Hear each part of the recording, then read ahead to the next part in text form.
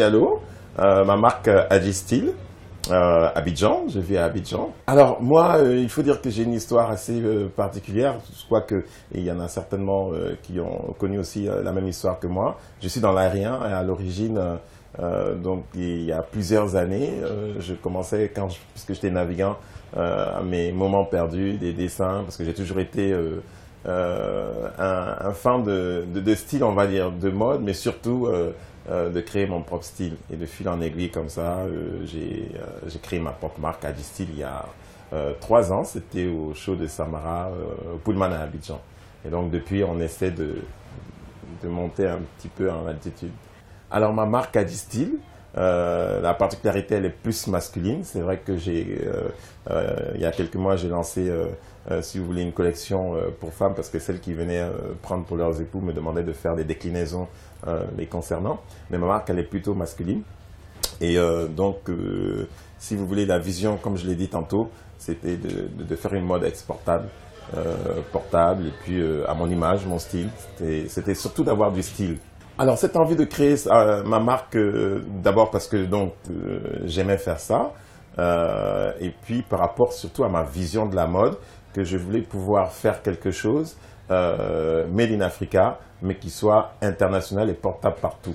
Et quand vous suivez même le défilé d'hier, l'esprit, voilà, j'ai des tenues à Agistyle qui sont portables aujourd'hui à Abidjan, à New York, à Tokyo, partout, que notre mode soit exportable, qu'on ne soit pas confiné que dans des occasions, mais que ce soit tout le temps. Afrique Fashion Show est une très belle plateforme, parce qu'aujourd'hui, il faut dire que ce qui est important, c'est d'avoir, au-delà du show, mais c'est surtout les spectateurs qui viennent regarder ce show.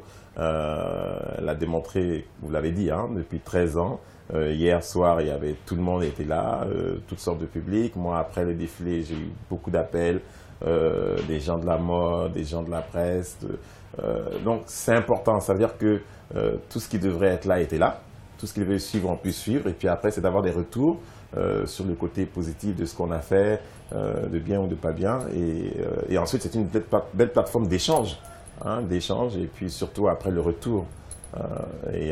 Donc je pense qu'Isabelle doit être accompagnée pour les événements futurs, à ce que ça continue à être aussi au top. Alors elle est née, on va dire, par rapport à au show d'Isabelle à No Africa Show, quand j'étais en voyage quand elle m'a appelé, et puis elle m'a dit, bon écoute, sois prêt pour le prochain show d'Africa Fashion. Donc c'est à ce moment-là que j'ai pensé à la collection. Donc la première des choses pour moi, c'était les couleurs, parce que je voyais un peu donc le show, j'imaginais, donc c'était les couleurs, c'était le choix des tissus, avoir une matière qui soit bien fluide, qui soit simple, mais qui soit aussi très belle.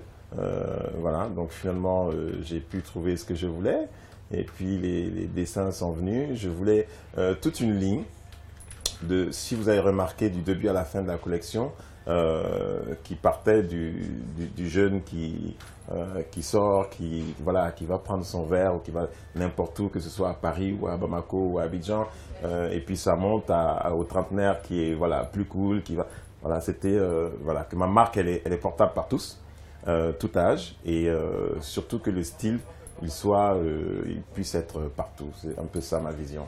Pour ma part, c'est ce qu'il faut, c'est ma propre vision à moi. Le prêt-à-porter, c'est ce que je dis depuis le début de l'interview, c'est de faire des choses aujourd'hui qui puissent être portées partout, et que celui qui vient voir un show, que toutes les pièces qui soient présentées, qui est un preneur, que tout le monde puisse vouloir...